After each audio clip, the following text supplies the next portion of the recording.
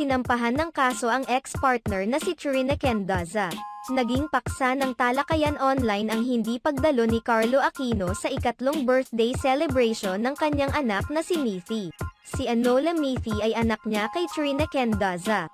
Opisyal na naging magkasintahan sina Carlo at Trina noong January 2019. Nagkaroon sila ng anak na si Miffy noong 2020. Naghiwalay sina Trina at Carlo noong 2022. Kamakailan, maraming netizens ang nakapansin at nagulat sa hindi pagdalo ni Carlo sa third birthday celebration ng kanyang anak.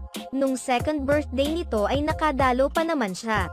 Pero ayon kay OG na isa sa mga bisita sa birthday celebration, imbitado raw si Carlo at ang kanyang mga magulang. Ayon kay OG, sinusubukan ni Carlo na makahabol noong araw na iyon sa party. Pero ang ikinagulat ng marami ay ang balitang nagsampa ng kaso si Carlo laban